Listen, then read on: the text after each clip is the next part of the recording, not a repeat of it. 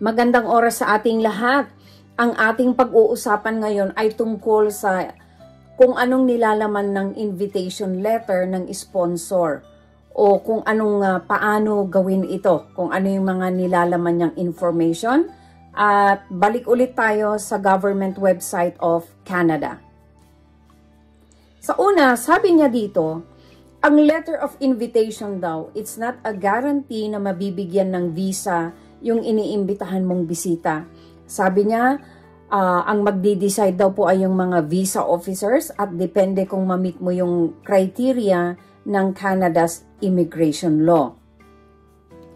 At meron tayong mga information na kailangang gawin ng sponsor, yung nag-iimbita at saka yung applicant, yung iniimbitahan.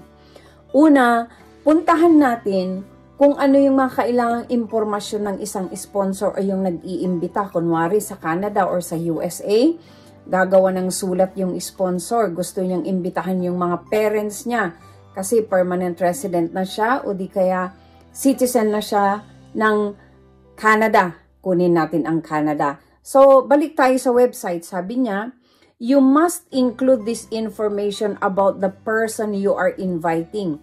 So, ano ba yung mga nilalaman na information ng taong iniimbita mo? Tingnan natin.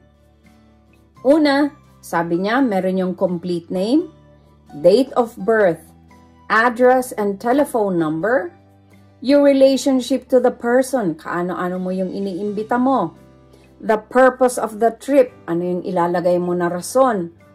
Baka pwede yung meron ng COVID cases, meron yung malapit ng mamatay, talagang nilakad na yun nila yung papel para makarating yung ate.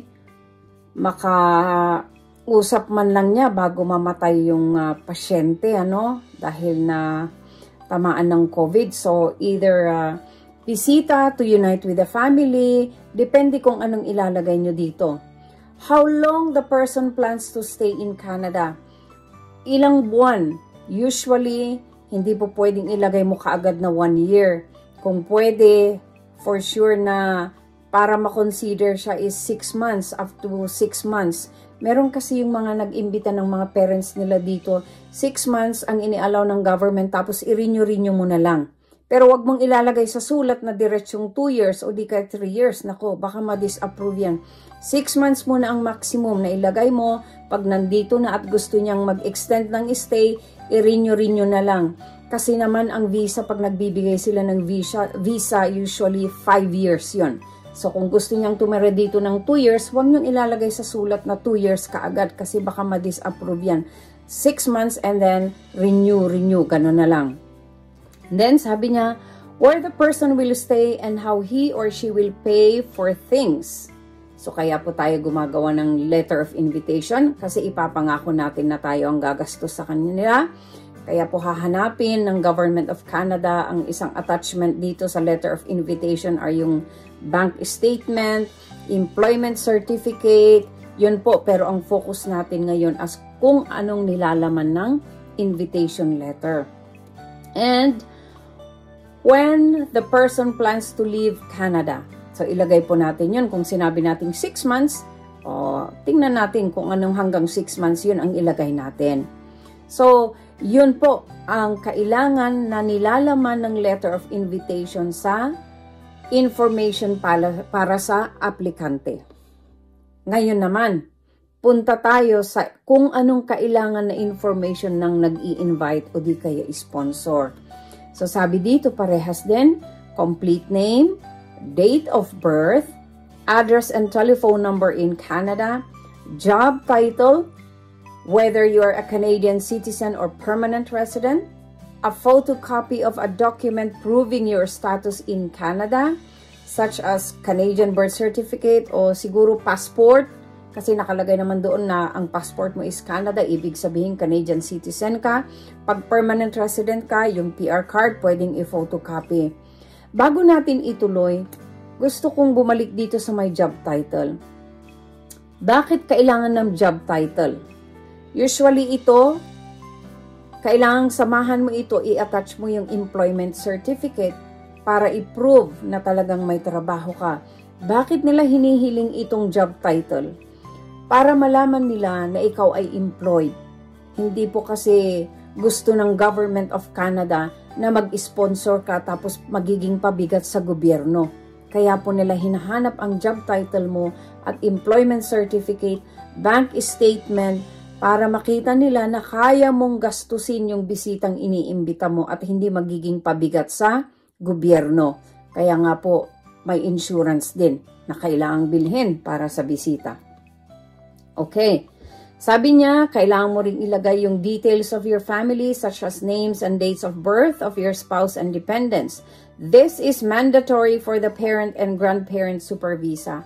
So kung ikaw na sponsor, ang gusto mong sponsor is parents mo at saka grandparents, kailangan pong ilagay mo kung ilan ang tao sa bahay mo, ilan kayong nakatira. Bakit po tinatanong ito? Ito kasi ang isang magiging basis na i-compute kung kaya ng pera mo na gastusan yung additional na bisita mo na darating sa bahay mo. Imamatch nila yan sa income mo. Kunwari ang isang tao is 5,000 in 6 months ang gagastusin niya. Tapos ang tao sa bahay mo, kayong mag-asawa, isang anak. So dapat 15,000 in 6 months. May darating ka pang bisita, magdagdag ka ulit ng 5,000. Imamatch po nila yan. Okay? Kasi kaya kailangan po ng job title, proof of income, employment certificate, bank statement, titingnan nila lahat yan. Hindi po basta-basta. Okay, ituloy natin. Ito, the total number of people living in your household. Ano? So, yan ang nilalaman niya. Ngayon, punta tayo sa sample letter na ginawa ko. Example lang siya, pinalit-palitan ko yung mga information. Magbigay lang ako ng sample sa inyo para makita nyo kung anong itsura nitong sample letter or invitation letter. So, tingnan natin yung ginawa ko. Pwede nyong gayahin ito exactly, pero mas magandang palitan nyo konti, revise nyo konti, depende sa kailangan nyo, depende sa purpose ng trip, pangalan, kung anong gagawin.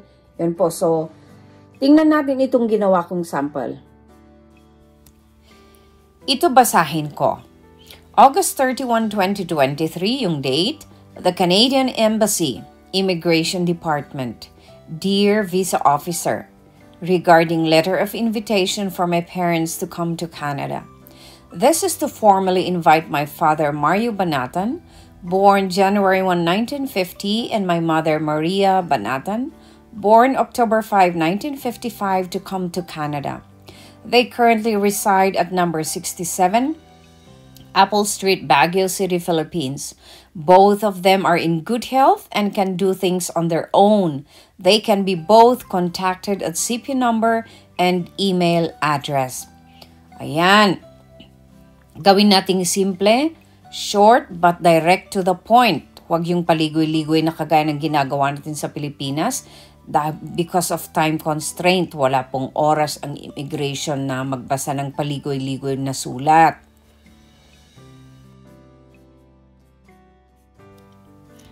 Punta naman tayo sa purpose of the visit.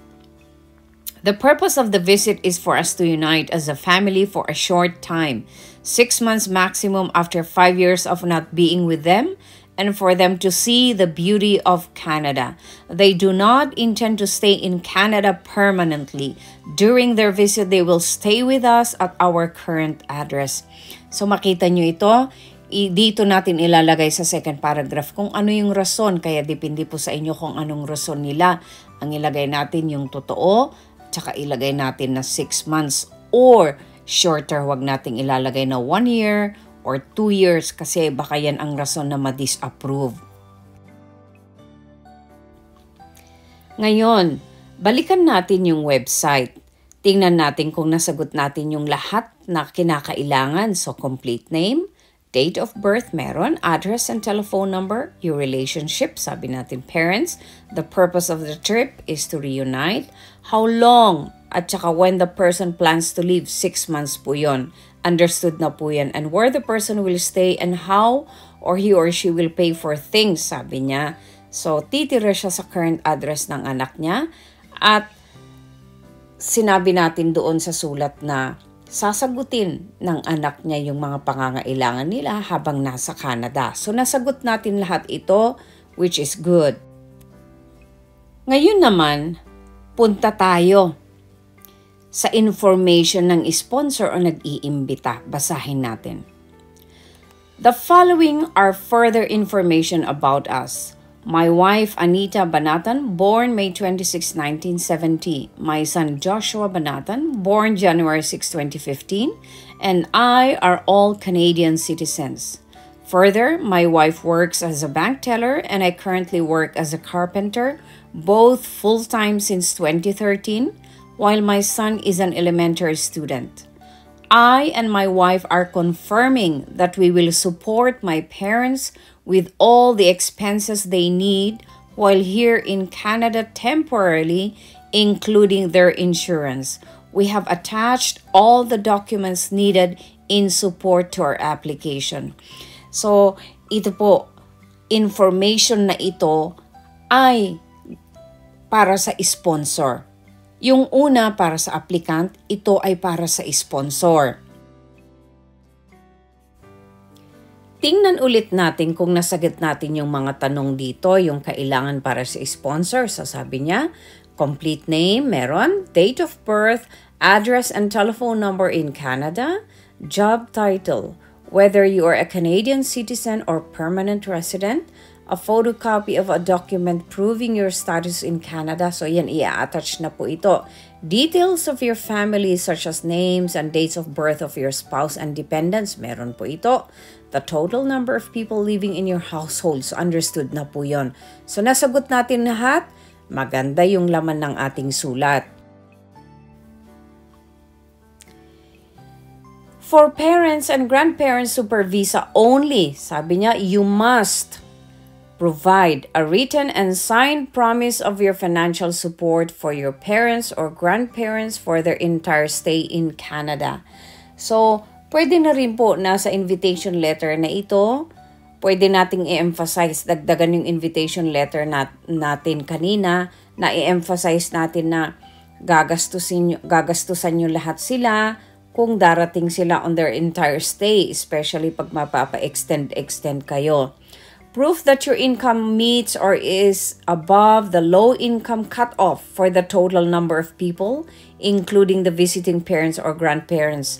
O sabi niya dito, anong proof nyo na yung income nyo kaya niyang gastusan sila at saka mas mataas kaysa sa low-income cutoff na makikita natin mamaya.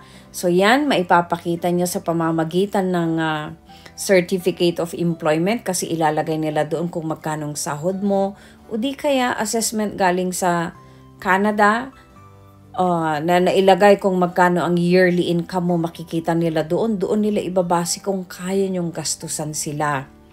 Ngayon tingnan natin yung income cut-off. Low income cut-off, dapat mas mataas daw dito ang sahod nyo. Tingnan nyo, one person sabi niya dapat may 27,000. 2 persons, 34,000. 3 persons, 42,000. So, ibig sabihin nito, kung 3 kayo sa bahay nyo, dapat mas mataas kaysa sa 40,000 yung income nyo yearly. Tapos, magdadagdag pa kayo. I-plus nyo na lang yung 27,000 kung 1 year siya titira ng nanay o tatay ninyo, times 2 pa. So, 1 year is 27,000. Kung 5 na kayo, 5 persons, dapat more than 50,000 yung combined income ninyo para matustusan nyo yung ini-sponsoran ninyo. So, yan po yung detalye para sa cut-off. Dapat mas mataas daw sa low-income cut-off yung sahod nyo. Yan po ang simpleng letter of invitation. Maraming salamat. Share and subscribe po tayo.